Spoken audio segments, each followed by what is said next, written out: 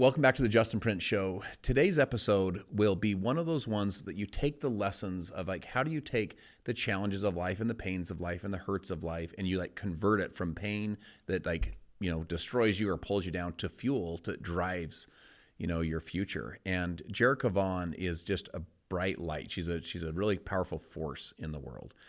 I've known her now for the last number of years and watched her, no kidding, I've watched her like 500% her income, no kidding, and just completely change her life, her family's life, and the lives of so many other people. And you'll sense this as we talk through this interview, her vulnerability and her authenticity and her realness, as a human, but then also her resoluteness. And I think there's so many lessons that you'll be able to pull of like, I have dreams too, and like the lessons that you need to do to create and to design an extraordinary life. So I'm excited for you guys to meet Jerrica Vaughn, and if you get some value from this, make sure you share it and subscribe to the channel. Jerrica, I'm so excited to do this with you. So I feel bad every time I see you. We live, I think, 4 minutes from each other, and we feel like we never see each other except for on Zooms It's online. The first time we ever connected, your husband sent me a message, basically said, my wife is awesome, and my wife works so hard, and you were in a direct sales business. He's like, she works so hard, and he's like, I don't think she's getting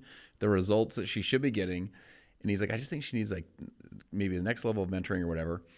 And I'm like, well, let's do a Zoom. And then I figured out you guys live 4 minutes away. I'm like, no, we're not doing a Zoom. Come over to my house, I know. So man, that was a number of years ago, and it's been a really amazing partnership since. So I'm so excited you're here. No, I am so honored. I mean, yeah, we go back not very far, but it's been really life-changing. What has it been now? 3-4 years? 3 years? No, we got in contact 3 years ago, I think. Yeah. Man, to see what's happened to your life in the last 3 years is almost unbelievable. I mean, it's a testament of what mentorship can do. Like my husband said, I don't think she's getting the proper mentorship that she needs, and I wasn't. I was grinding so hard for 5 years and getting really nowhere. Like, my income was, for that company, it was pretty decent, but seeing what mentorship can do, I actually did numbers yesterday, and just looking at my first 3 months in my first company compared to my first 3 months in this company, 8 years later, and it was over 500 times. Jeez. And I was mind blown. Well, so check this out. I'm at the airport the other day, and I get a text from your financial advisor, who's one of my buddies. I didn't actually know I didn't know he was your financial advisor. So he texts me, and he goes, hey, can you talk? And I'm literally going from terminal to terminal, about to connect on the next flight. So I call him, and I love him. He's such a good man. And he goes, I got a bone to pick with you. And I go, what's up? And he goes, I knew you were launching a company. We talked about it because we were in the same neighborhood, go to the same church. We actually did some coaching together for a year. And so I just love him. And he goes, but I didn't know it was up and going. He goes, Jerrica Vaughn is my client. And I just sat down with she and her husband doing their kind of financial situation. And he's like, what the heck is happening? You have people making this much money. And, we're just getting this thing started. So he was teasing me, but he's just like, dude, congratulations, And I said, Jerrica she's a force of nature. And it's so fun to see you. It's fun to see you crushing it. Here's the thing is 8 years that, I don't want people to miss that. Oh, because it's sure. All of that effort that you put in. It's all those seeds that you put into the soil. I'm talking just the way you grew as a human. Do you know what I'm saying? Yeah. It's not just that you have all these people. It's just that you grew, your confidence grew, your skills grew, so that, you were ready for the right opportunity. Yeah. I mean, I always hear people joke about it. It took me 15 years to be an overnight success, I'm like, a lot of people see where you're at and they want that, but they don't see, the years of daily grinding that it took to get there.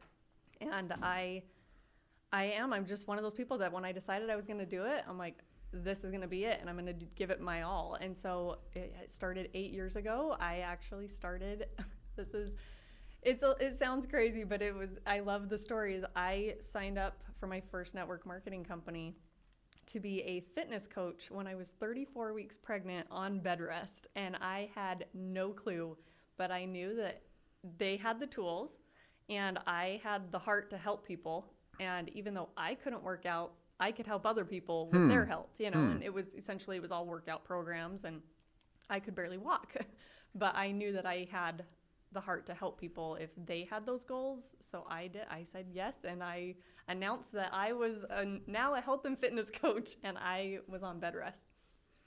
How did you make that identity shift? Because I think one of the things people struggle with is like, are people going to like think that I'm, different now? And we kind of hold on to these kind of older identities. This idea of like, guys, I'm a health and fitness coach now. Yeah. And your friends are like, I don't think you are, because you're in bed rest and you're pregnant. Yeah.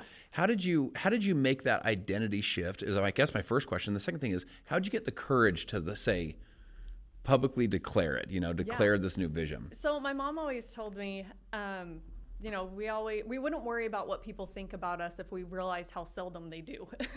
People are always worried about themselves. They're not really worried about what other people. And so I didn't care. I saw the opportunity, and honestly, I don't think I fully grasped like what it was. I was just like, I've always been somebody who likes to work. I like to earn my own income. Even though my husband does super well, I don't need to work, which is such a blessing, but I love pursuing my goals, and I love seeing what I can achieve. And so I didn't care. I was like, I just want to see what I can do. And I've always been into health and fitness, and so, I mean, bed rest was a rough pill for me, and like pregnancy never even fazed me until that last one. By the way, tell us about your family. Like, what are the ages of your kids? I have a 15-year-old daughter, 13-year-old son, and a 7-year-old daughter. Got it. So this was with the 7-year-old.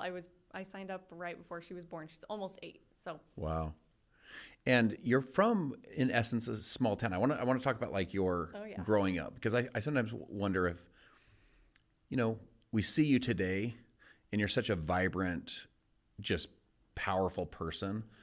And, you see you online and you're like, well, of course she's successful. Like, look at her kind of thing. She's so consistent and she's so fit and that whole thing. But, you kind of grew up in small town America, right? Yeah. So walk us through growing up. What was that like? And if we met you in high school, like, who was Jerrica in high school? It's so interesting because I look at different groups of kids these days, and like some are super involved in sports, and then some are gamers. No problem, but like growing up, we didn't sit on screens, and so I was on a gymnastics traveling team at 8 years old, and I danced, ballet, jazz, clogging, like I did all the things. And then I was on a dance team, and then in high school it was cheer and dance and gymnastics. Like I was going nonstop. And so we had a massive friend group, but we all did the same thing. So we all went to dance together. We all went to cheer together. It was like 5 a.m. practices until 8 p.m. at night, or we had games. I was just always on the go, always active. Yeah. So do you feel like a lot of your work ethic, like one of the things about you, one of the words I would use for you is consistency. Mm-hmm. Like I feel like you show up, in this case specifically online, right? Mm-hmm. But you show up with such a level of professionalism and consistency. You show up on the good days, you show up on the bad days, you show up on the days when you feel like it, you show up on the days you don't feel like it. Do you feel like a lot of that was built, those muscles were built during those early years? I don't know. I grew up actually watching my mom build network marketing. And really? I did not even know that was what she was doing. I didn't know that. Yeah, she was in a company for, I don't even know how long. But it's so funny because I think about like when my kids come in my office and I'm on a call and I'm like, oh my gosh, like can you go out, I grew up with my mom. She was on conference calls, and I was laying on the floor by her desk just waiting, and just like in between calls we'd chat, and I'm like, I probably drove her nuts, but that's where I learned it. She was always working, always grinding, doing like building that while building. She had a salon. Wow. So like I saw her doing it, and so it was just like that's just what I did. I started and I showed up every single day, like you said, the good days and the bad days. And it's funny because I don't think of myself as like this, definitely not an influencer by any means. I'm more of like the hot mess. I show up like mostly on the bad days.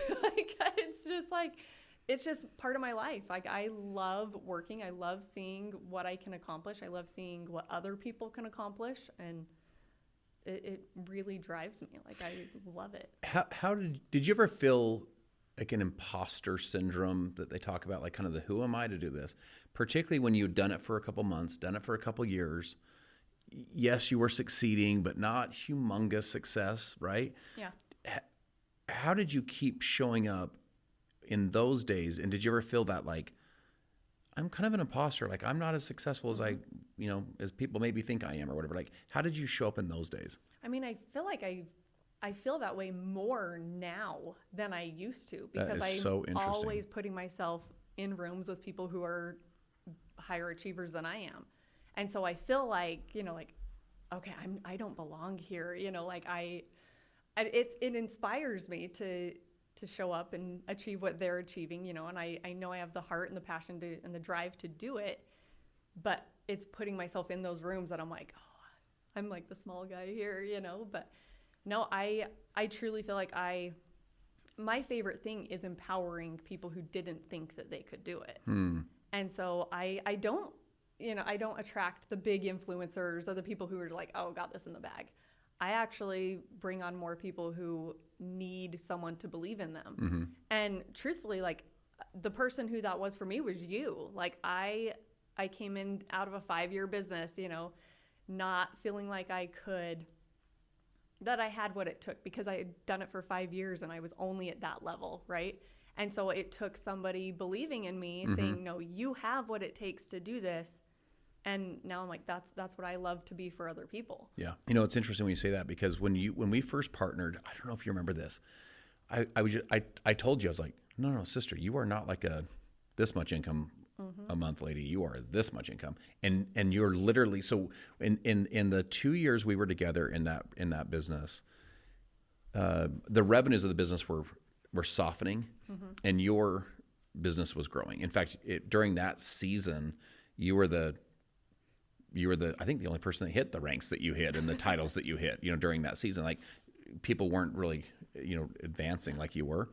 And then again, I look at what's happened now, and to your point, if you compare it to the early years, you've 500% increased your success. It's just so special to watch. Do you want to know what's also interesting? So, like, as we're filming this, we have some of Sarah and Abby and Ty and so on as we're in here doing this. And I think of like them thinking of you as like, when you're in the room, you're kind of like, I'm not sure if I'm supposed to be here. And I'm like, isn't that so interesting? Yeah. Because none of us would think that about you. We'd all be like, oh, heck yeah, she's supposed to be in here. Of course she is. But I wonder if a lot of us feel that way. Mm-hmm. We kind of look at ourselves like, I don't know if I have what it takes, or mm-hmm. I don't know if I deserve to be in this room, that kind of thing. So, man, I it's a great lesson, I think, for all of us to remember that we are worthy to be in the rooms, You've earned the right to be there. And there's people in the room with you thinking, I cannot believe I'm in the room with her. Well, and even right now, just thinking about this, I'm like, I would never have somebody else in the room and be thinking, what is she doing here? I would never think that. And so I don't know why I feel like that sometimes with other people. I get on these big calls, and I'm on these committee calls with people that in my first company, they were the tippy top. And I'm like, I am now working like side by side with these people. Yep. Yeah. Have you how have you stepped into that new identity for you? Or do you feel like you're like, I'm still in the process of stepping into it right now as we speak? Oh, I feel like I'm constantly, I always want to grow. And so I do realize like the growth that I've made, but I'm also like, okay, what else can I improve on? How else can I grow? And it's a daily thing. Like, I'm constantly doing personal development. I'm constantly looking at people doing better than I am. I'm constantly like, what are they doing that I can implement? And so, yeah, it's just, I'm always in growth mode. Yeah, love that. One of the things we talked about consistency, but I want to talk if I want to kind of shift gears. So when we were working together, your brother passed. Mm-hmm. And I watched how you navigated a really, really challenging, really human experience. And my guess is, as people listen to this, we've all had those moments of our life that are like, whew, those are the ones that almost took us to our knees, Walk us through that experience and how you've navigated that and still felt the grief and the pain of it, but then also found the joy in it and also continued to show up for yourself and for others. Like, how did you do all of that when I know it's a really challenging experience? That is the biggest trial so far in my life. And I've been through a few. I had a baby by myself. My oldest, I did not know my husband when I had her. So I've gone through a lot of things in my life, and I've lost people I was close to. I don't particularly do well with death. But my baby brother leave so unexpectedly. And I think a hard thing with that, it was his heart that stopped in his sleep. And it wasn't his choice to leave, I think, is something that really, really sticks with me. And with that, I always think, like, what would he want me to be doing? And how can I use, my position and what I am building to create a life that he would be proud of? That I think the hardest part is that he's not here for that, but I know that what I'm doing is my main goal is time freedom. Yeah. It's always been to spend more time with my family and create more memories. And I think losing my brother has just really ignited that, because I want to help other people have that time freedom. Yeah. And so really, it's really hard on some days. Yesterday was his 2-year anniversary of him passing. And my body holds on to grief. So I feel like my body shuts down at certain milestones or anniversaries. But truthfully, yesterday, I only cried once. And it was because I not necessarily buried myself in work, but I was fulfilling that. I was helping other people build their business, and helping them with their goals and their dreams and building the life they want. And it truly did. It was a healing for me. I feel like there's those interesting shifts where it's I call it convert the hurt. It's like the pain, it goes through, and we can have pain. In this case, it's the pain of loss, right? And it's all the pain of loss. So it's like what could have been and should have been, and just all the stuff, the questions we all go through. But then also it's the pain of really challenging situations, or the pain of people tearing you down, or whatever it is. And instead of letting it crush you, or engulf you, or pull you down where you can't function anymore, you somehow go through a conversion process where you convert it into fuel. And it somehow fuels your dreams and makes you a better person. Yep. So it was 2 years ago. I attended one of our conferences, a couple weeks after he passed, and I heard Madison Vining share her story about loss. And she had talked about turning grief into gratitude. And that was super impactful for me. So instead of just grieving that he's not here, it was I'm so grateful for the times that I had, and honestly for this industry. And I'm so grateful and so blessed that I've never had to clock in and clock out as a mom, and this industry allowed me more time with him. So we got to take him on vacations with us, and he was the best uncle. My kids have so many memories with him. One of the things about him, and I never met him, but just from is he had a joy for Legos, and just almost had almost like a childlike spirit. So you could see as an uncle, he'd probably be the most fun uncle ever, because he was kind of like a kid, He was. That is so cool. Grief into gratitude. That is such a great way to position it and think about it. Yep. Wow. How old were you when you had your first child? I was 22. Like anything in life, once I decide I'm going to do it 100%. And I found out that I was pregnant, and I mean, there was no other option for me than I'm going to have her, and I'm going to give her the best life that I can. And I did. I went 100%, and I had never gone to college, but I enrolled for some college classes. I moved home, and I completed all of my college before she was born. So I did all of it in a semester, or less than a semester. Not a degree, but a certificate. And that literally is the only continued education that I have. Because you grew up in kind of a religious community. Did you feel like your home was religious growing up? Oh yeah, my dad was a bishop at the time that I got pregnant. So unfortunately, right? I'm assuming someone, in the community, was it still in Richfield? So it's a smaller community too, right? So I'm sure someone said what's the, that kind of thing. Did you have to process that, or were you just kind of like, I'm doing my life and I'm going to do it the best I can, and I don't need to process all your issues? There was a few. I wasn't the first that this had happened to, you know. And I feel like they got more shame than I did. It was more accepted or common, I guess, when I got pregnant. But no, I've always just owned it. I've owned my decisions. I've owned, you know, the consequences that come with decisions, which I hate to use that word consequence because I don't feel like she is a consequence. Yeah, I understand what you're saying. I mean, there's good consequences, but no,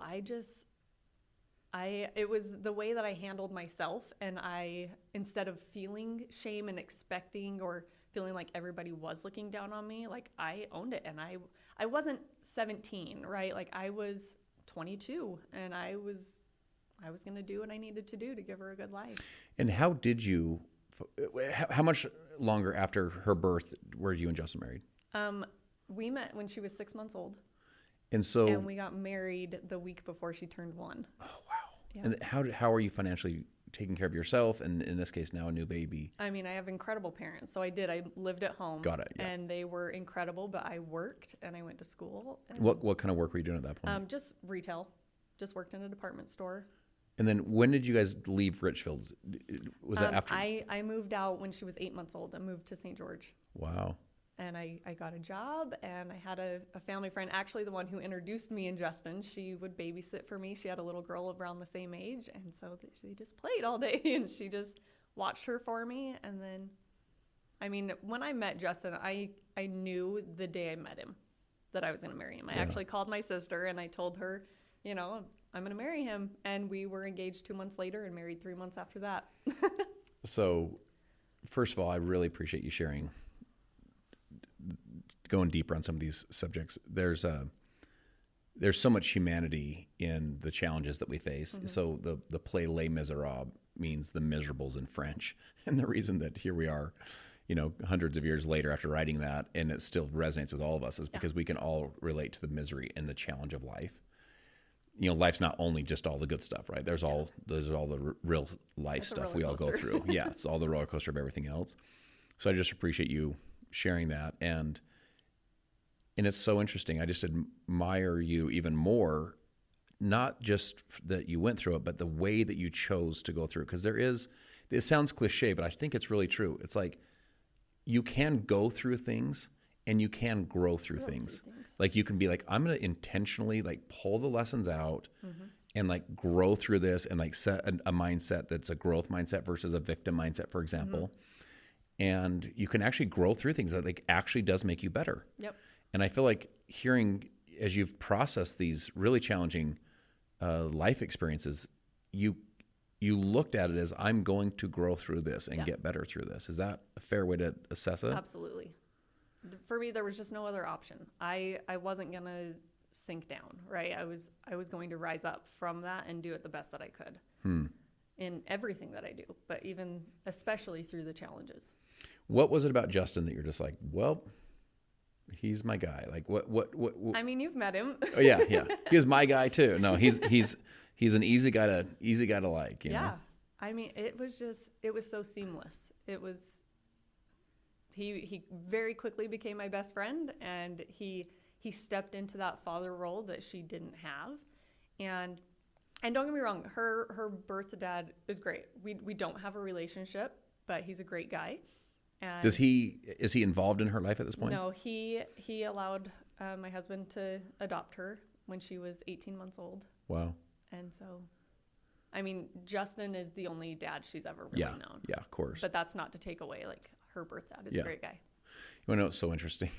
So, from the day Missy and I met, well, first of all, let me start with this. My biggest fear was to get married. Mm-hmm. So my folks got divorced when I was 12. We moved 13 times in the 7 years to the teenage years. So I just like kind of experienced the pain of divorce, but more from the kid perspective and from the parent perspective, meaning your mom would talk to you about it, your dad would talk to you about it. Your mom, you know, I remember her crying on my shoulder many, many, many times when she was just so stressed out. I was the oldest at home. She's like, "Why are you so strong?" And I'm like, thinking, I have no idea, Mom, but we're going to get through this, you know? And I almost like, I don't know what other options we have, you know? Mm-hmm. And then, you know, watching my dad go through the pain of it. He had a suicide letter written, you know, through that whole time, because it was just such a devastating thing for him to go through. And so there's just a lot of pain involved in divorce. Yeah. So marriage for me was just like, oh, dude, I didn't want to get married and get divorced. Yeah.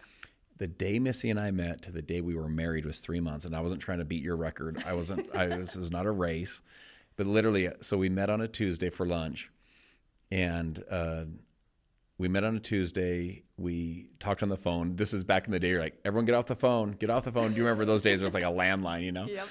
Until your cell phone kicked in, I think at like after 8, you're like, okay, now we can talk. And we talked that night for like 2 or 3 hours. And then Thursday we hung out. Friday we hung out. Friday, Saturday, Sunday, those 3 days. We talked Wednesday, Thursday. Sunday we go for a drive.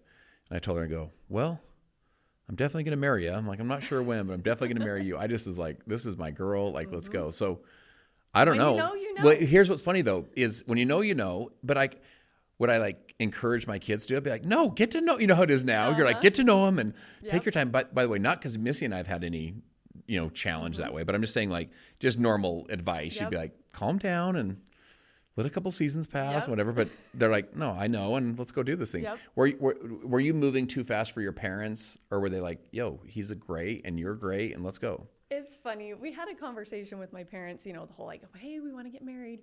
And we still to this day, I'm like, my parents tried to talk him out of it. And they were like, wait, talk him out of it? Yes.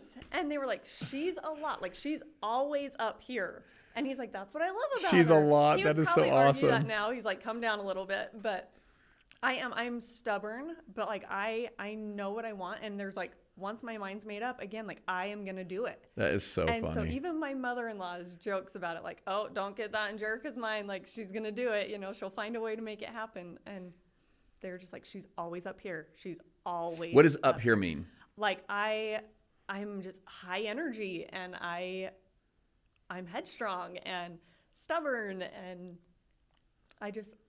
somebody made this point the other day. She's like, do you know you are always smiling? Even when you're crying, you're smiling. And I'm like, I've never noticed that. You have the opposite of ugly cry. You have the happy smile still cry. An ugly cry. I don't even. It's how I am. I just have I believe in positive energy, and it's not a toxic positivity. I'll acknowledge, you know, life and things like that. But I really try to look for the silver lining in anything. How much do you think that headstrong, let's call it stubborn, but stubborn I feel like almost has like kind of a negative connotation, being very resolute.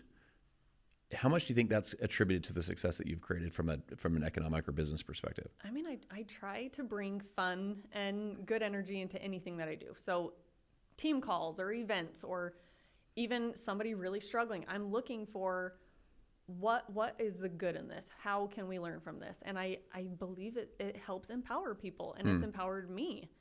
And so I am constantly looking for, okay, even when I achieve a goal, like where am I going now, and how am I going to get there? Who can I help along the way, and who can I link arms with and go achieve this with? It's not fun to do it alone. You know, it's lonely at the top, and I don't want to be there alone. I want to take other people with me. And if you're having fun and, you know, trying to look in the good in everything, or look for the good in everything, that it's going to be more enjoyable for other people too. And I feel like you're able to, bring more people with you. More people want to. It's magnetic. People want to go with you, and you have fun and a positive attitude about things. So at my wedding dinner, just going back to your mom talking Justin out of it, it's hilarious.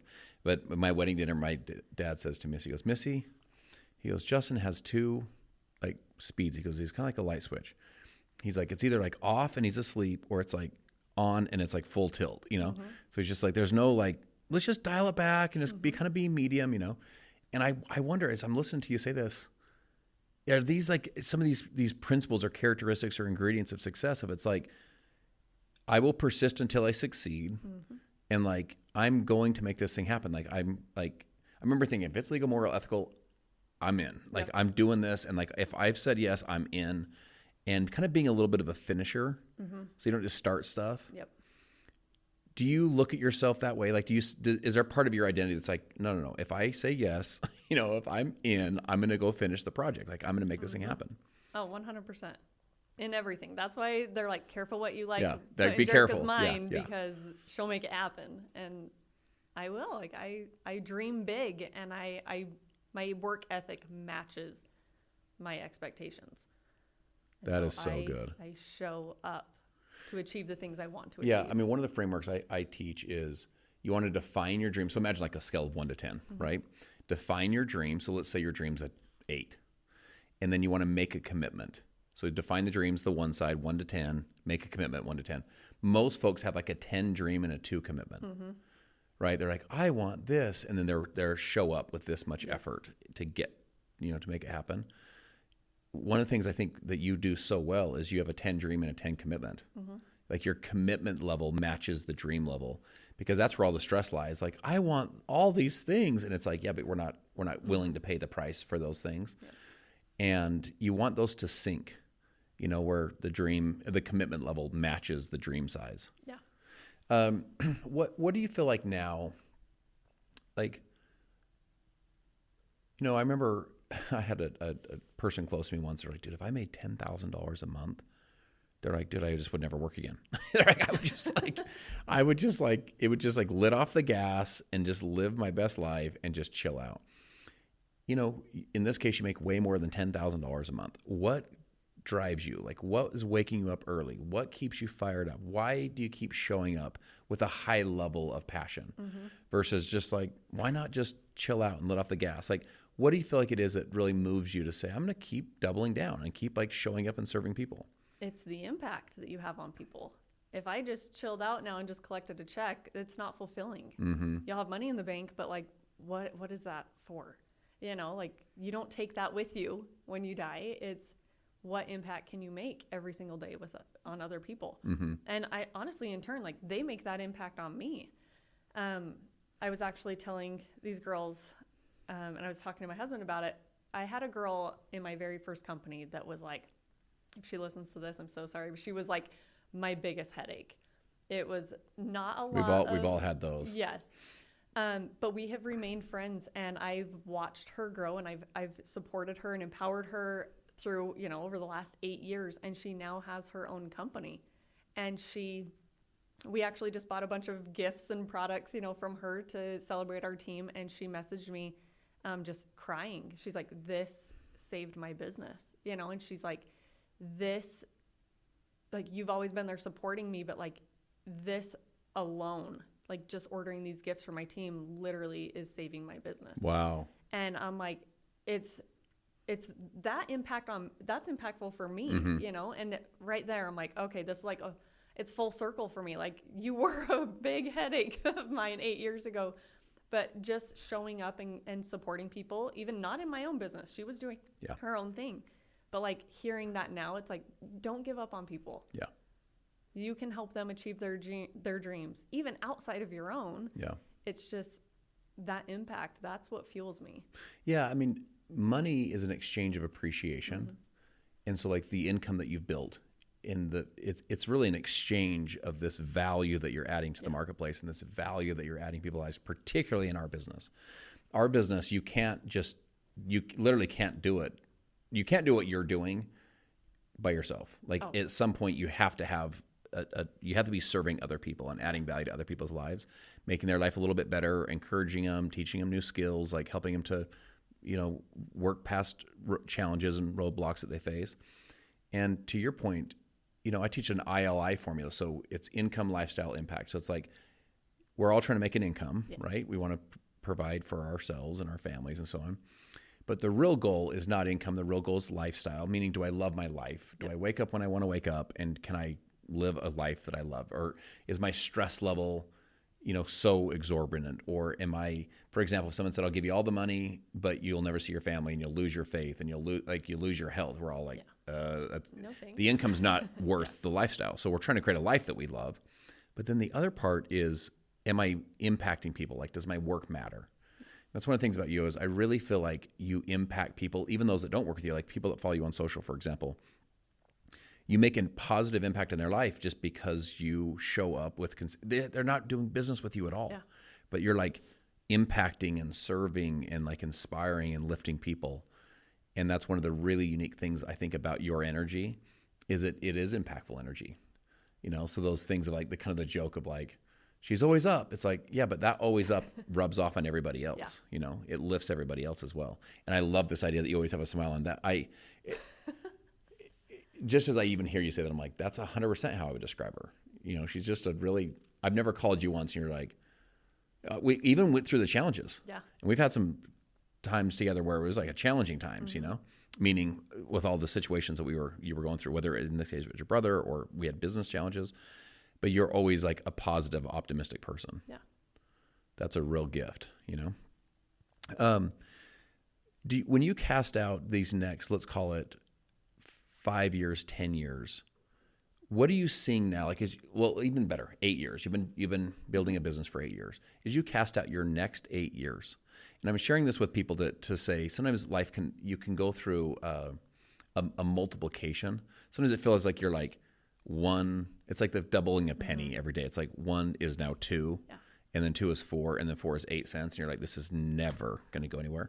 And then all of a sudden, like that exponential curve kicks in, and you're like, I've got this, you know? As you start kind of casting out that vision of the next 8 years, how do you quantify that? What are you seeing in your mind as far as like, this is what I want to go do over these next 8 years, and this exponential curve that kicks in?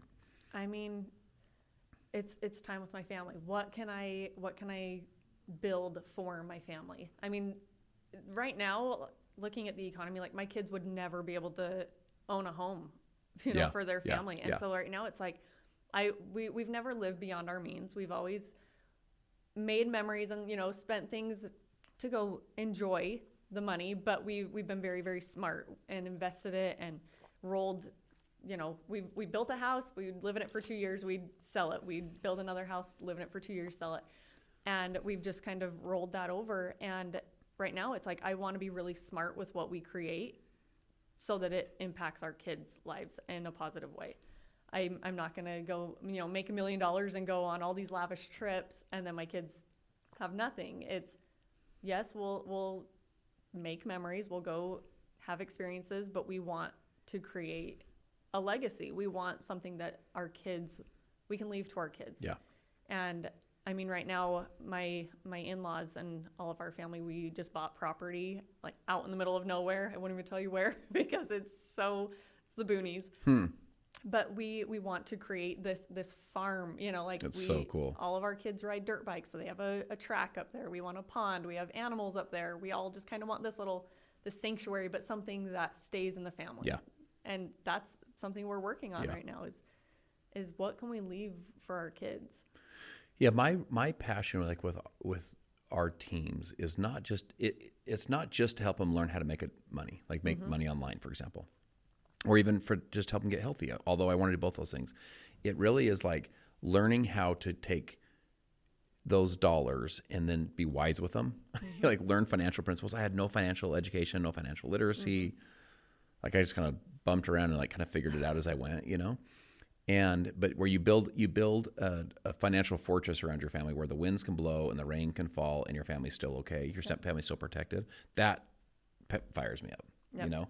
And so like to see you succeeding at the level that you're succeeding at, but instead of like, I'm going to go buy more goofy stuff, it's like, no, I'm going to build a financial fortress around my family, you know, because there's, you know, nothing grows to the moons. There's ebbs and flows in all of life. It's just how life works. And you know, there's seasons to life. So to be wise in the harvest seasons, that shows so much emotional maturity and, you know, emotional strength. So for the person listening that is still at that place of like, in essence, small town girl, you know, baby before marriage, like they're wondering if they have what it takes. What advice, what message or advice or wisdom would you share with them? I mean, look to somebody that you aspire to be like and mimic what they're doing. If it's possible for them, it's proof that it's possible for you. Yeah. And that's kind of what I've always looked at is who am I looking to achieve what they've achieved? And I mimic what they're doing. And I am constantly growing, mentally and doing the actions, to get me closer to where I want to be. But it's, if somebody else has done it, it's proof that it's possible for you. And it doesn't play favorites. It's consistency, connections, and you can go do it. I love that. Well, listen, you're one of my favorite people, and we need to hang out more often. We're 4 minutes away, I feel like I see you, but I don't. We always are like, when are we going to get our kids together? When are we going to hang out with Justin more often? So, so grateful we were able to do this and do it in person. And I just admire so many things about you. To me, there's so many things to admire. You're just one of those people that is like a bright light in the world. You're like a bright light for so many people, so including me. So I just appreciate you. Thank you so much. Yeah, honored to be on with you.